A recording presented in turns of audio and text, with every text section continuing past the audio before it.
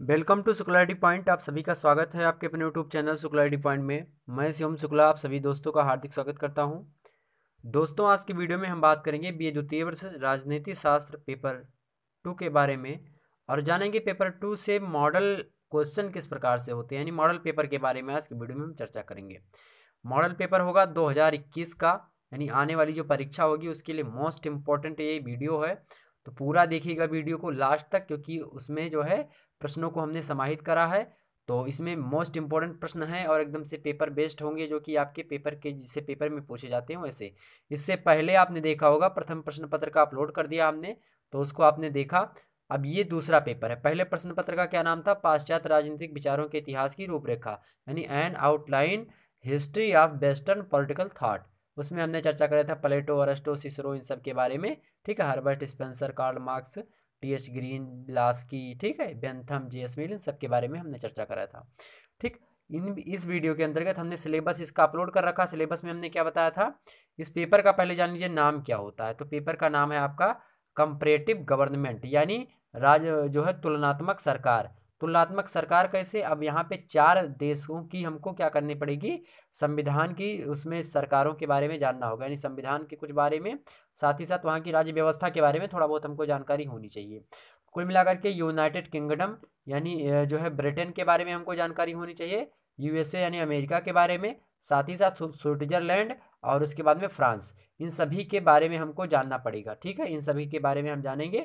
Syllabus में हमने समझा दिया था क्या क्या चीज़ें पढ़नी होती हैं, सिलेबस देख लीजिएगा। ठीक, अब मॉडल पेपर आपके सामने आ जाएगा, उस वीडियो आती रहेगी। ठीक, ध्यान रखेंगे इतनी बात। तो चलिए शुरू करते हैं वीडियो को। इस पेपर का नाम है तुलनात्मक सरकार, यानी कंपैरेटिव गवर्नमेंट। आइए चर्चा करते हैं। इससे पहले हमने वीडियो बना दिया था। ये वीडियो जो है मतलब एक वीडियो अभी अपलोड होगा या फिर जो है अपलोड हो चुका होगा। ये देखिए बीए में कॉपी कैसे लिखें, इस पर मतलब अपलोड होगा, अभी जल्दी अपलोड होगा ये वीडियो कि बीए में कॉपी कैसे लिखते हैं। ठीक है, कितने पेज में लिखें, इसके लिए ट्रिक्स टिप्स क्या होती है, साथ ही साथ किन चीज़ों से हमको बचना है, किन अराजक तत्वों से। तो ये सारी चीज़ें हम समझेंगे उसमें कॉपी लेखन में। ठीक है, क्या क्या मुद्दे होते हैं कॉपी लिखने के, वो हम बताएंगे ठीक अगली वीडियो में।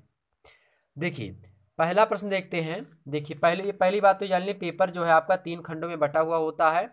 खंड आ, खंड बा और खंड सा। खंड आ में अति लघु उत्तरीय प्रश्न, खंड बा से लघु उत्तरीय प्रश्न, और खंड आपके गा से यानी खंड सेक्शन सी से आपके दीर्घ उत्तरीय प्रश्न पूछे जाते हैं। ठीक, ध्यान रखेंगे अति लघु उत्तरीय प्रश्नों की संख्या 10 होती है, लघु उत्तरीय प्रश्नों की संख्या 10 होती है, लेकिन करने 5 होते हैं। मतलब और करके दिया होता है अथवा करके। ठीक है, जस्ट जैसे एक प्रश्न दिया है 5 नंबर, तो 5 से जो नीचे 6 नंबर दिया होगा या तो 5 करेंगे या तो 6 करेंगे, बीच में और लगा होगा यानी अथवा। ये बात ध्यान रखेंगे। और जो आपका दीर्घ उत्तरीय होता है उसमें आपको 5 प्रश्न मिलेंगे, जिनमें से केवल 2 प्रश्नों को आपको करने होते हैं। ठीक, ध्यान रखेंगे। चलिए बात कर लेते हैं इसी संबंध में अति लघु उत्तरीय प्रश्नों की, यानी खंड आ की। देखिए खंड आ में मित्रों आपको यहाँ पे दिखाई पड़ रहा होगा, पहला प्रश्न है कि ब्रिटेन की संविधान की मुख्य विशेषताओं का वर्णन कीजिए। तो ब्रिटेन की समस्या जो है ब्रिटेन के संविधान की मुख्य विशेषताएं, हम समस्याएं तो नहीं बोल दी हैं, तो विशेषताओं पर चर्चा करनी है। तो विशेषताएं बहुत सारी हैं, जैसे कि यहाँ का संविधान बात करें ब्रिटेन के, तो ब्रिटेन के संविधान की दोस्तों मतलब संविधान जो है वो अलिखित है, मतलब लिखा हुआ नहीं है। ठीक है, अभी वो लिखा ही जा रहा है, तो अलिखित है। बोल सकते हैं कि अभी यहाँ का संविधान विकसित है और अलिखित है, मतलब उसका विकास हो रहा है। ठीक है, अभी पूर्ण रूप से लिख नहीं पाए हैं लोग। तो अलिखित संविधान है ब्रिटेन का। संविधान कैसा है? अलिखित है, लचीला भी है, परिवर्तनशीलता इसमें खूब पाई जाती है। लचीला मतलब होता है जब चाहो तब परिवर्तन कर दो, इसमें संशोधन कर दो। ठीक, उसके बाद में इसमें जो है एकात्मक शासन होता है इनके संविधान में, संसद की संप्रभुता होती है, साथ ही साथ संसदात्मक शासन व्यवस्था है इसमें, वहीं से हम लोगों ने भी ली है। ठीक, यहीं से ये बात ध्यान रखेंगे। राज्य का अध्यक्ष जो होता है वंशानुगत होता है, जैसे अपने यहाँ राज्य का अध्यक्ष जो होता है वो चुना जाता है। राज्य का अध्यक्ष कौन होता है अपने यहाँ? तो अपने यहाँ कौन होता है भैया? राष्ट्रपति होता है राज्य का अध्यक्ष। लेकिन वहाँ पे जो है वही राजा महारानी, या जैसे जो महारानी विक्टोरिया के खानदान के हैं, ठीक है, जॉर्ज पंचम के खानदान के, वही सारे जो है अभी भी राजा हैं। तो लेकिन वहाँ पे जो चुनाव होता है प्रधानमंत्री होते हैं, लेकिन जो राष्ट्र का अध्यक्ष जैसे अपने यहाँ राष्ट्रपति होता है, राष्ट्रपति का चुनाव होता है अप्रत्यक्ष रूप से होता है, एकल संक्रमणीय मत पद्धति के अकॉर्डिंग होता है अपने यहाँ पर। लेकिन वहाँ पे कुछ दूसरी प्रक्रिया के तहत चुनाव होता है। तो वहाँ पे क्या है, राज्य का जो अध्यक्ष होता है वंशानुगत होता है। लोकतंत्रात्मक शासन व्यवस्था वहाँ पर भी है। सिद्धांत और व्यवहार में अंतर पाया जाता है। ठीक, विवेक और संयोग की संतान है वहाँ पे। और विधि का शासन भी है।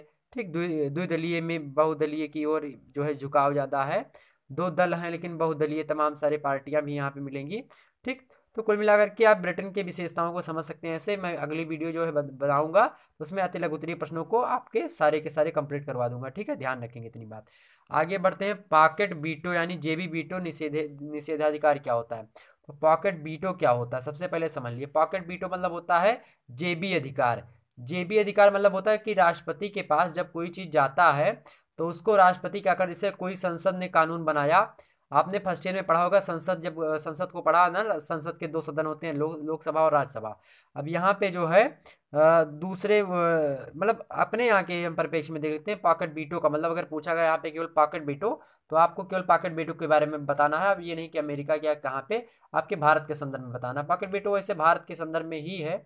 ठीक, साथ ही साथ और जहाँ पे राष्ट्रपति को ही प्राप्त होती है, अब वो चाहे जिस देश का राष्ट्रपति हो। ठीक, अब देखिए कुछ मतलब उसमें थोड़ा बहुत अंतर हो सकता है लेकिन ज़्यादा अंतर नहीं होता, सेम ही होता है। तो कुल मिलाकर के पॉकेट वीटो होती है कि जब संसद से कानून बनता है, लोकसभा राज्यसभा से पारित हो गया, तो राष्ट्रपति के पास सिग्नेचर के लिए जाता है। संसद के 2 सदन होते हैं, लोकसभा और राज्यसभा, लेकिन जो राष्ट्रपति होता है इसका एक अभिन्न अंग होता है। बिना राष्ट्रपति के सिग्नेचर के कोई जो कानून यानी जो कानून बनाते हैं संसद वाले, वो कानून लागू नहीं हो सकता जब तक राष्ट्रपति का साइन नहीं होगा। जब तक, और राष्ट्रपति कौन होता है, तो जो है देश का पहला नागरिक होता है। तो भारत का पहला नागरिक कौन है? राष्ट्रपति ही अपने यहाँ। ठीक, ध्यान रखेंगे इतनी बात। तो राष्ट्रपति करता क्या है, जब कानून आता है तो उसका अगर मन करता है तो क्या करता है, ठीक है साइन कर दिया चले जाओ। लेकिन अगर मन नहीं करा उसका तो क्या करेगा, वो नहीं लिखेगा, साइन नहीं करेगा। तो उसके पास ये अधिकार होता है कि वो अपने जेब में क्या करता है, वही जो चिट्ठा होता है यानी जो कानून का, उसको उठा करके अपने जेब में रख लिया। तो इसी को कहते हैं पॉकेट वीटो। वीटो मतलब होता है अधिकार। तो उसके पास क्या है, जेबी अधिकार है, मतलब जेब में उठा करके कानून रख लिया, उसका नहीं देना नहीं देना, उसको कोई पूछ भी नहीं सकता। ठीक, ये अधिकार होता है राष्ट्रपति के पास। तो वही जेबी वीटो के बारे में पूछा गया। ठीक, ये ध्यान रखेंगे। आगे है, अमेरिका में राष्ट्रपति का पद रिक्त होने पर भरने की व्यवस्था क्या है तथा नए राष्ट्रपति का चुनाव कब होता है? तो ये प्रश्न क्यों इम्पोर्टेंट है? इसलिए इम्पोर्टेंट है क्योंकि अभी अभी हाल ही में अमेरिका का चुनाव हुआ है। तो आपसे 2021 में जरूर ये प्रश्न पूछा जाएगा, तो इस प्रश्न को ध्यान रखेंगे। अमेरिका में राष्ट्रपति का पद जो है 3 कारणों से रिक्त होता है। या तो राष्ट्रपति खत्म हो जाए, मतलब मृत्यु को प्राप्त हो जाए, या तो खुद त्याग पत्र दे दे अपना, या तो उसके ऊपर महाभियोग की प्रक्रिया के द्वारा हटा दिया जाए। महाभियोग की प्रक्रिया होती है वो भारत के राष्ट्रपति पर भी लागू होती है, हर पर होती है भाई। जैसे कि राष्ट्रपति को कहीं के भी राष्ट्रपति हो, वहाँ के 3 राष्ट्रपति को 3 तरीके से हटाया जा सकता है। पहला तो या तो खत्म हो जाए, मर जाए, या तो फिर त्याग पत्र दे दे। त्याग पत्र किसको देता है? उपराष्ट्रपति को देता है। मान लिया उपराष्ट्रपति भी ना रहे जिंदा, तो फिर वो उपराष्ट्रपति किसको त्याग पत्र देगा अपना? तो उपराष्ट्रपति जो होगा, मान लिया इसे राष्ट्रपति ना रहे तो उपराष्ट्रपति संभालेगा उसका पदभार। उपराष्ट्रपति भी ना रहेगा तो सुप्रीम कोर्ट का मुख्य न्यायाधीश संभालेगा। अब जब सुप्रीम कोर्ट का मुख्य न्यायाधीश भी नहीं रहेगा तो सुप्रीम कोर्ट का जो वरिष्ठतम मतलब वो होगा जज, वो संभालेगा। ठीक, ध्यान रखेंगे। जबकि प्रश्न अगर ऐसा पूछा जाए कि मतलब राष्ट्रपति जो होता है वो अपना जो है क्या जो त्याग पत्र होता है वो उपराष्ट्रपति को देता है, उपराष्ट्रपति अपना त्याग पत्र राष्ट्रपति को देता है। ठीक, दोनों जो है एक दूसरे के विपरीत होते हैं। तो 3 कारणों से रिक्त होता है अमेरिका में जो है चुनाव, मतलब अमेरिका में राष्ट्रपति का पद। ठीक, अभी हाल फिलहाल में देखा होगा चर्चा में है महाभियोग लगाया 2 बार प्रक्रिया। एक बार ट्रंप के ऊपर पहले भी लगाने की प्रक्रिया को लोग वहाँ पे सब लोग कर रहे थे, और इस समय भी चर्चा में है कि महाभियोग इन पर लगाया जा रहा है, ट्रंप पर। ठीक है, और सभी ने ट्विटर ने इनका अकाउंट पकड़ा गया, ट्रंप एकदम से पता नहीं कैसे हुआ। ठीक जब किसी कारण से क्या होता है, राष्ट्रपति का पद खाली हो जाए तो उपराष्ट्रपति क्या करेगा, उसकी अवधि को भरेगा। यही सारी चीजें आपको बता देनी है कुल मिलाकर के। बस जब तक उसको जो है उसकी निर्वाचन नहीं हो जाता तब तक क्या करेंगे, तब तक उपराष्ट्रपति बना रहेगा। क्या करते हैं वहां पे अमेरिका में, क्या करते हैं, संविधान में वहां पे लिखा है कि संविधान के अनुसार राष्ट्रपति का चुनाव जो होता है लीप वर्ष में, नवंबर माह में। लीप वर्ष समझते हैं? लीप वर्ष में जनवरी जो होती है वो कितने दिन की हो जाती है? 29। फरवरी जो होती है 29 दिन की हो जाती है। तो हर साल, हर 4 साल के बाद में एक लीप ईयर आता है। तो लीप ईयर अगर है तब तो नवंबर माह में सोमवार, ठीक है, प्रथम सोमवार के बाद मंगलवार को ही क्या होता है, शुरू होता है इसका जो है चुनावी प्रक्रिया। निर्वाचक मंडल का चुनाव करेंगे लोग, और यही निर्वाचक मंडल के सदस्य क्या करते हैं, राष्ट्रपति को चुनते हैं। इलेक्टोरल कॉलेज बनाया जाता है, वही निर्वाचक मंडल होता है, यही जो है चुनाव करवाते हैं। ठीक, अतः संविधान में क्या होता है, राष्ट्रपति के निर्वाचन की व्यवस्था की गई है पूर्ण रूप से। और यहाँ के राष्ट्रपति का जो कार्यकाल है कितने वर्ष का होता है, 4 साल का होता है अमेरिका के। ठीक, ध्यान रखेंगे। अगला प्रश्न देखिए, सीनेट का शिष्टाचार। सीनेट क्या होती है, तो सीनेट जो होती है अमेरिकी कांग्रेस के उच्च सदन को सीनेट कहा जाता है। ठीक, दुनिया का सबसे शक्तिशाली यही सदन माना जाता है, उच्च सदन। दुनिया का सबसे शक्तिशाली सदन जो है उच्च सदन, सीनेट को कहा जाता है। सीनेट क्या है, अमेरिका में जो कांग्रेस होती है, कांग्रेस मतलब एक जो है होता है कि शक्तिशाली लोगों का समूह। ठीक है, कांग्रेस का अर्थ ही होता है शक्तिशाली लोगों का समूह। तो यही होता है उच्च सदन जो होता है वहां पे। जैसे अपने यहाँ पे उच्च सदन कौन है, राज्यसभा उच्च सदन है। निम्न सदन कौन है, लोकसभा। लोकसभा निम्न सदन क्यों है, क्योंकि ये भंग हो जाती है। लोकसभा उच्च मतलब राज्यसभा उच्च सदन क्यों है, क्योंकि वो भंग नहीं होती। ठीक, अपने यहाँ तो वहाँ पे जो उच्च सदन होता है उसको सीनेट कहा जाता है। दुनिया का सबसे शक्तिशाली सदन है। इसमें प्रत्येक सदन को क्या की जाती है, अपनी बात कहने की पूरी सुविधा प्राप्त होती है। जब चाहे तब सदन में बोलता है, जब चाहे ना बोले। लेकिन सीनेट के सदस्य जो होते हैं सदन में प्रस्ताव पारित करके सदस्यों पर मतलब रोक लगा सकते हैं। सीनेट के सदस्यों में शिष्टाचार की भावना देखी जा सकती है। बस ऐसे लिख देना है, और क्या। आगे देखते हैं, अगला है फिलीबस्टर। फिलीबस्टर क्या होता है मित्रों, फिलीबस्टर वो चीज होती है, जैसे फिलीबस्टर जो होता है सीनेट के सदस्यों की स्वतंत्रता के साथ जुड़ा हुआ है। जो सीनेट के सदस्य हमने अभी बताया उन्हीं के सदस्य मतलब सदस्यों की स्वतंत्रता क्या क्या होगी इसको बताता है। यानी इच्छा अनुसार जो व्यक्ति होते हैं वो सदस्य में मतलब सदन में बोल सकते हैं, सीनेट के सदस्य। ठीक है, स्वतंत्रता होती है, सदन में कोई निर्णय आसानी से नहीं ले सकता जब तक ये लोग मतलब साथ देंगे, मतलब बोलने की या फिर साइन करना होता है या फिर मतदान करने की प्रक्रिया, ये कोई कानून बन रहा हो तो उस पर बोलेंगे कि बहस करेंगे, जैसे होता नहीं अपने यहाँ संसद में वैसे। और मतलब हो सकता है तो उस पर गुस्सा भी दिखा सकते हैं, जैसे कि अभी हाल फिलहाल में देखा होगा आप लोगों ने, कानून को फाड़ दिया था, जो है सीएए को फाड़ा था, शायद किसी को फाड़ दिया था, किसने, ओवैसी ने। ठीक, तो ऐसे उनको अधिकार था फाड़ने को। संसद में जो है ये फाड़ने को अधिकार वैसे ज़्यादा नहीं है, लेकिन हाँ मतलब संसद में पुलिस वगैरह नहीं जाती हैं पकड़ने के लिए। ठीक, जब तक संसद में व्यक्ति है तब तक पुलिस वगैरह की काम वहाँ पे नहीं रहता। ठीक ना, तो उसके अंदर के मामले को न्यायालय देखती है, तो इसलिए फाड़ दिया था उसने। ठीक, अगर बाहर फाड़ा होता वही कानून तो जेल में होता। समस्या इस बात की है, वो उसने कहाँ पे फाड़ा था, उसके सुप्रीम मतलब वहां पे फाड़ा था, संसद के भवन के अंदर फाड़ा था, तो इसलिए उसको कुछ नहीं हुआ। तो संसद भवन के अंदर जो जो है अपराध वगैरह जो करते हैं उसमें जो है न्यायालय जो होती है वो ज़्यादा नहीं देखती, न्यायालय उस पर मामला ज़्यादा नहीं देख पाती। ठीक, ये बात ध्यान रखेंगे। तो मतलब उस पर आक्रोश भी व्यक्त करते हैं, कोई चुनाव मतलब हुआ था तो यही बात जो है, एक राष्ट्रपति विल्सन हुए थे अमेरिका के, उन्होंने कहा कि हठी व्यक्तियों का एक छोटा सा गुट अमेरिका की महान सरकार को असहाय बना सकता है। ठीक है, इसी बात को लेकर के इसी मतलब फिलीबस्टर नामक कानून करके बताया था। ठीक, तो बस ऐसे आपको लिख देना है। मतलब इस स्वतंत्रता कब ये लागू करी गई थी संविधान में यहाँ के, तो 1937 में। ठीक है, 1937 में सदस्यों की स्वतंत्रता का मतलब 1937 ईस्वी में क्या हुआ था कि कार्य नहीं कर पाई थी, ये लागू नहीं हुआ था, कार्य नहीं कर पाई थी। मतलब लोग सोच रहे थे कि इसको हम सही तरीके से लागू कर पाएं, लेकिन सदस्यों की स्वतंत्रता के कारण सीनेट 1937 ईस्वी में कार्य नहीं कर पाई। और सीनेट को क्या हो गया था, मतलब जैसे कि मैं बात करूं एक सिंपल भाषा में आपको समझा दूं, जैसे कि 1937 ईस्वी में इतना बढ़ गया था ये फिलीबस्टर, जैसे आज यहाँ पे देखते हैं कानून बनता है विरोध होना शुरू हो जाता है, हंगामा होता है पूरे संसद में। ठीक है, हंगामा होना चाहिए, लेकिन इससे क्या होता है अगर कोई अच्छा भी कानून आता है तो विपक्ष लोग उसको क्या करते हैं, मतलब उसको बुरा बना करके जनता के सामने पेश करते हैं, जिससे क्या होता है समाज में आक्रोश की भावना उत्पन्न होती है। तो यही कारण हुआ कि अमेरिका में 1937 ईस्वी में इसी कारण से फिलीबस्टर नामक कानून से क्या हुआ था, लोग मतलब वहां पे कानून को फिर बेकार कर दिया था। इसलिए इसने कहा था, राष्ट्रपति विल्सन ने कहा कि हठी व्यक्तियों का एक छोटा सा गुट अगर हो तो अमेरिका की महान सरकार को असहाय बना दे। सरकार हो तुम्हारी, लेकिन अब वहां पे कानून बन रहा है, कानून को कोई मानने नहीं, उसको भर देंगे जनता के बीच में जाकर के कि गलत कानून गलत कानून गलत कानून। तो बस यही बात है। ठीक है, तो ऐसे आप फिलीबस्टर के बारे में, फिलीबस्टर मतलब होता है कि संसद के सदस्यों को स्वतंत्रता प्राप्त दी गई है सीनेट में वहां पे। ठीक, आगे देखते हैं, अगला है कि अमेरिका दल प्रणाली की विशेषताएं बताइए। अमेरिकी दल के प्रणाली की विशेषताएं बताइए। तो विशेषताएं, इनके दलों का विकास होता है, द्विदलीय पद्धति है, सिद्धांतों में मौलिक मतभेद है। ठीक है, दलों की शिथिल संगठन है, लूट खसोट प्रणाली भी है। ठीक, तो ये सारी विशेषताएं होती हैं, इन सभी को हम विस्तार से चर्चा करेंगे। आगे देखते हैं जैरी मैंडरिंग। जैरी मैंडरिंग क्या होता है, यह प्रतिनिधि सभा के गठन से संबंधित एक प्रथा होती है मित्रों, जिसका प्रयोग क्या करते हैं, सत्ताधारी जो लोग होते हैं यानी जिनकी सरकार होती है वो निर्वाचन क्षेत्रों में निर्धारण करते हैं ये चीज़ें। ठीक, सत्ताधारी दल के निर्वाचन क्षेत्रों का परिसीमन इसी प्रकार द्वारा किया जाता है, यानी इसी से किया जाता है, जेरी मैंडरिंग के अनुसार किया जाता है।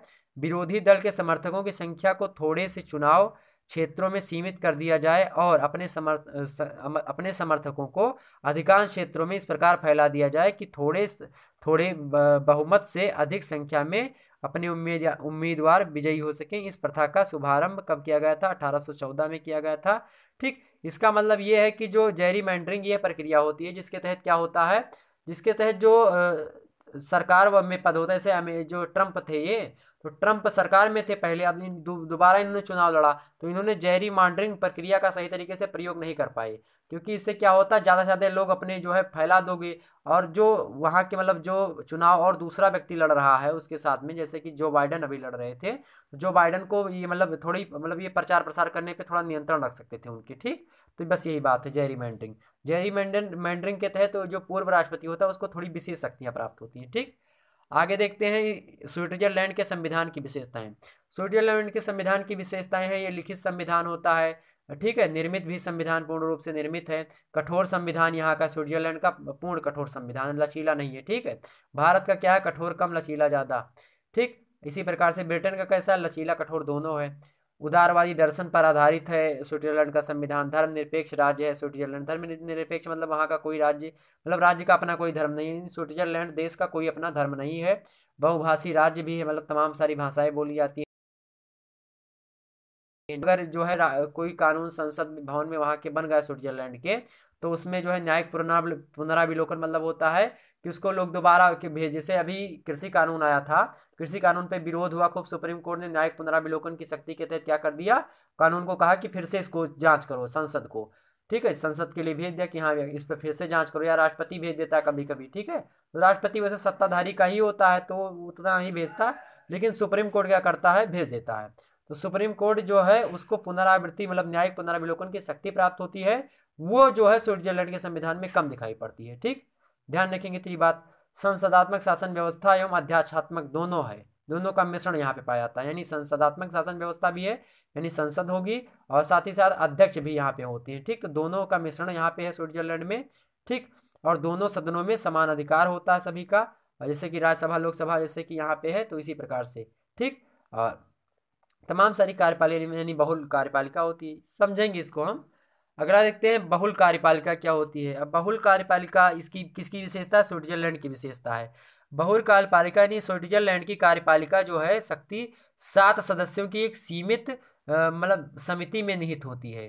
तो 7 सदस्यों की एक समिति होती है, उसी में क्या होती है, इसकी कार्यपालिका निहित होती है, इसलिए इसे बहुल कार्यपालिका कहा जाता है। यहाँ कार्यपालिका को संघीय परिषद के नाम से भी जाना जाता है, जिसमें 7 सदस्य का होना संविधान द्वारा निर्धारित किया गया है।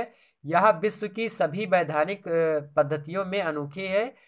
ठीक है, विश्व में ऐसे संविधान में किसी में नहीं पाया जाता जैसे इसमें पाया जाता है। ठीक, तो इसको हम समझ लेंगे बहुल कार्यपालिका विस्तार से जब हम अतुल गुत्रे प्रश्नों को समझेंगे। ठीक है, आगे देखते हैं मतलब प्रत्यक्ष प्रजातंत्र का क्या मतलब होता है। तो प्रत्यक्ष प्रजातंत्र का क्या मतलब होता है, प्रत्यक्ष प्रजातंत्र मतलब खुला प्रजातंत्र। ठीक है, जब जनता स्वयं, तो उसी को प्रत्यक्ष खुला तंत्र कहते हैं। ठीक, लेकिन जनसंख्या की विशालता को देखते हुए यह कहा जाता है कि ऐसा अब नहीं होता है। अब जो है खुला प्रजातंत्र यानी प्रत्यक्ष लोकतंत्र की अवधारणा को लोग गलत ठहराने लगे हैं, क्योंकि इससे क्या होता है, लोग गलत फायदा उठा लेते हैं। ठीक, जैसे जैसे कोई कानून बना तो उस पर ज़्यादा लोग चले जाएंगे, तो फिर वो क्या हो जाएगा, मतलब गड़बड़ हो जाएगा, कानून ही नहीं बन पाएगा ना, तो उस पर सरकार कोई नियंत्रण रख पाएगी जनता पर। ये सारी चीज़ें हैं। आगे बढ़ते हैं, अगला प्रश्न देखिए, दिगाल। दिगाल क्या होता है मित्रों, तो दिगाल होता है द्वितीय विश्व युद्ध के दौरान 1940 में फ्रांस जर्मनी से पराजित हो गया था। दिगाल सेना राज्य का सेना प्रमुख बना। दिगाल जो है ये एक व्यक्ति है, और द्वितीय विश्व युद्ध जब हो रहा था 1940 ईस्वी के, जब फ्रांस ने जर्मनी को पराजित कर दिया, तो दिगाल जो था वो सेना का राज्य प्रमुख बना। 1946 में उसकी सेना ने फ्रांस को जर्मनी की अधीनता से मुक्त करवाया। इसी प्रकार से इसके बारे में आपको लिख देना कि 1946 ईस्वी में द्वितीय संविधान सभा का निर्वाचन कराया इसने। ठीक है, ये सारी चीज़ें आप इसके संबंध में लिख सकते हैं, मैं बताऊंगा दिगाल कौन थे क्या थे। ठीक है, आगे देखते हैं फ्रांस के राजनीतिक दलों की विशेषताएं बताइए। फ्रांस के राजनीतिक दल, तो फ्रांस के राजनीतिक दलों की विशेषताएं होती हैं कि बहुदलीय प्रणाली यहाँ पर पाई जाती है, ठीक है। बहुत सारे दल होते हैं, ऐसा नहीं एक दलीय प्रणाली हो कि एक पार्टी की सरकार बनती है, तमाम सारी पार्टियां हैं। उसके बाद में सदन के अंदर और बाहर दलों के संगठन में भेद होता है, मतलब ठीक है, अंतर होता है, चाहे वो संसद भवन में हो या फिर बाहर हो, तो दोनों में अंतर होगा, ठीक है। नीतियों में कोई भेद नहीं होता राजनीतिक दलों के संगठन के, मतलब जैसे कि ये नहीं कि एक पार्टी के लिए दूसरे नियम सरकार बना, मतलब संविधान में नियम है, दूसरी पार्टी बनाने के लिए दूसरा नियम। जैसे कि आपको इतने जो है क्षेत्र पर आपको जीत रहे हैं कि कितनी पार्टी, मतलब कितने सीट पर आप जीत रहे हैं, तो पार्टी आपको मिले, राष्ट्रीय पार्टी का दर्जा प्राप्त होगा, उतनी ही पार्टी का दर्जा किसी दूसरे पार्टी को प्राप्त होगा। ऐसा नहीं कि सरकार के कारण देखा जाए कि इनकी सरकार है राज्य में, मतलब देश में, तो इनको क्या कर दिया जाए, इनको ज़्यादा पार्टी, मतलब इनको कम पार्टी में ही राष्ट्रीय, इस प्रकार से होता है, ठीक। शक्तिशाली विपक्ष का वहाँ पे अभाव है, ठीक है, मतलब शक्तिशाली विपक्ष नहीं है कहाँ पे, फ्रांस में, ठीक है। तो ये सारी इसीलिए आगे है वो, क्योंकि यहाँ पे अगर कोई कानून बनता है तुरंत पहुँच जाते हैं झंडा लेकर के, हाँ ये वो करने लगते हैं, ठीक है। तो इतनी सारी चीज़ें आप समझ लेंगे। खंडवा देखते हैं, लघुत्तरीय प्रश्न क्या होता है। लघुत्तरीय प्रश्न, ब्रिटिश संविधान के प्रमुख स्रोत बताइए, ठीक है, इसको समझ लेंगे हम, ठीक है, वीडियो में आते आते रहेंगे आपके समक्ष। अगला प्रश्न अगर ये नहीं करना चाहते आप लोग तो ये नीचे करके, ये आर करके दिया है यहाँ पे, ये लिख सकते हैं, ब्रिटिश संविधान संयोग और वियोग का शिशु होता है, ये लिटन स्ट्रेची ने कहा था। इस कथन की आपको व्याख्या कर देनी है। साथ ही साथ आगे प्रश्न देखते हैं, अगला है न्यायिक पुनराविलोकन क्या होता है, अमेरिका के संदर्भ में इसकी व्याख्या करिए। साथ ही साथ ये प्रश्न आपको नहीं पता तो दूसरा आर करके दिया होगा यहीं पे कि अमेरिका के प्रतिनिधि सभा एक निर्बल सदन, अमेरिका की प्रतिनिधि सभा जो है एक निर्बल सदन है, इसकी क्या करिए, स्पष्ट व्याख्या करिए, ठीक है। जब किसी भी आप ऐसे प्रश्नों को पढ़ रहे हो, बड़े प्रश्नों को, सबसे पहले देखिए अमेरिका की प्रतिनिधि सभा क्या है, एक निर्बल सदन है, इस क्या करना है, इसी बात को स्पष्ट करना है, ठीक। तो इस प्रकार से आप लिख सकते हैं। आगे देखिए अगला प्रश्न, न्यायिक पुनराविलोकन क्या होता है, अमेरिका के संदर्भ में इसकी व्याख्या कीजिए। तो न्यायिक पुनराविलोकन क्या होता है, अमेरिका के संदर्भ में इसकी व्याख्या करिए। ये प्रश्न शायद हमने बता दिया। चलिए, अमेरिका की प्रतिनिधि सभा एक निर्बल सदन है, स्पष्ट कीजिए, ठीक। चलिए आगे देखते हैं, स्विट्जरलैंड में न्यायिक व्यवस्था की संरचना तथा उसके अधिकारों की व्याख्या कीजिए। ये प्रश्न इंपॉर्टेंट है, देख लीजिएगा, मैं बताऊंगा सारे, ठीक प्रकार से आपसे पूछा सकता है। अगला प्रश्न देखिए, स्विस संविधान ना तो, यानी स्विट्जरलैंड का जो संविधान है, ना तो संसदात्मक है और ना ही अध्यक्षात्मक है, इस कथन की व्याख्या कीजिए। हमने बताया अभी भी कि मिश्रण होता है इन दोनों का, तो उसको समझ लेंगे क्या क्या चीजें इसमें होती हैं, ठीक। अगला देखते हैं, फ्रांस में पंचम गणतंत्र यानी वर्तमान, तो फ्रांस में पंचम गणतंत्र यानी जो वर्तमान गणतंत्र है के संविधान की प्रमुख विशेषताएं बताइए। फ्रांस में जो संविधान है उसकी प्रमुख विशेषताएं, साथ ही साथ फ्रांसीसी संसद यानी राष्ट्रीय सभा और सीनेट, दो सदन होते हैं फ्रांसीसी सदन के, राष्ट्रीय सभा और सीनेट के गठन एवं कार्यों का वर्णन कीजिए, ठीक। इस प्रकार से प्रश्न आपके लघु उत्तरीय पूछे जाएंगे, ऑबरी मतलब और करके दिए होते हैं, ठीक। तो यहाँ पे देख लीजिए, इस प्रकार से प्रश्न होंगे। तो प्रश्न इंपॉर्टेंट थे, 10 प्रश्न दिए होंगे, उनमें से आपको 5 ही करने होते हैं, ठीक। जैसे यहाँ पे दिया फ्रांस के पंचम गणतंत्र की, ये चीज सारी चीजें करिए। जो पूछा गया कि संविधान की प्रमुख विशेषता बताइए, ये अगर आपको पता तो इसको कर दीजिएगा, अगर नहीं पता तो आप नीचे वाले को आप यहीं पे आर करके दिया होगा, ठीक। ये प्रश्न मतलब ऐसे दिया होगा, अब यही प्रश्न नहीं दिया होगा, लेकिन हाँ ये मोस्ट इंपॉर्टेंट प्रश्न है, क्योंकि यहीं से आपको एग्जाम में प्रश्न देखने को मिल जाएंगे। आगे देखते हैं, दीर्घ उत्तरीय प्रश्न देखिए, खंडसा दीर्घ उत्तरीय प्रश्न। पहला प्रश्न देखिए, ब्रिटिश प्रधान, मतलब किन्हीं 2 प्रश्नों के उत्तर करने होंगे इन 5 में से। तो ब्रिटिश प्रधानमंत्री कैबिनेट रूपी मेहराब की आधारशिला है, इस कथन के संदर्भ में ब्रिटिश प्रधानमंत्री और मंत्रिमंडल की शक्तियां एवं कार्यों की विवेचना करिए, ठीक है। पहला प्रश्न है, ये अगर पता है तो करिए, नहीं छोड़िए इसको। दूसरा देखिए, अमेरिका सर्वोच्च न्यायालय की रचना एवं शक्तियों का वर्णन कीजिए। अमेरिकी सर्वोच्च न्यायालय यानी अमेरिका के सर्वोच्च न्यायालय यानी सुप्रीम कोर्ट की रचना कैसी है, यानी स्ट्रक्चर, और उसकी शक्तियां क्या क्या हैं, उसकी उसी का आपको क्या करना था, वर्णन करना था। साथ ही साथ आपको ये भी नहीं पता, छोड़ दीजिए। अगला देखते हैं, स्विस संघीय सरकार की रचना एवं शक्तियों का वर्णन कीजिए, ये आप कर सकते हैं, ठीक। अगर ये भी नहीं पता तो 3 आप छोड़ सकते हैं, 2 को आपको करना, चाहे कोई भी 2 कर सकते हैं इनमें से, ठीक है। देखिए, स्विट्जरलैंड में प्रत्यक्ष प्रजातंत्र पर एक निबंध लिखिए, और फ्रांस की एक दलीय प्रणाली की विशेषता बताइए, ठीक। तो बस इतना आपको कर देना है, इन 5 में से केवल आपको 2 प्रश्न करने हैं, ठीक है, और 500 शब्दों में करने होंगे, ठीक। ध्यान रखेंगे इतनी बात। तो फिर मिलते हैं हम। और लघु उत्तरीय प्रश्नों के कितने में लिखना होता है, लघु उत्तरीय को 200 शब्दों में, अति लघु उत्तरीय को कितने शब्दों में, 50 शब्दों में। हो सकता है भाई ये शब्दों का बाउंडेशन अलग अलग यूनिवर्सिटीज में अलग अलग होता है, क्योंकि किसी किसी यूनिवर्सिटीज में क्या होता है, उसमें जैसे कि प्रश्नों की संख्या कम कर देगा, तो जो आपको शब्दों की संख्या होगा, यानी 500 शब्दों को 1000 कर देगा, ठीक है, 700 कर देगा, या फिर जो लघु उत्तरीय है उनको 300 कर देगा, तो प्रश्नों की संख्या कम कर देंगे, ठीक है, ऐसा ध्यान रखेंगे। तो फिर मिलते हैं हम अगले वीडियो में, तब तक के लिए जय।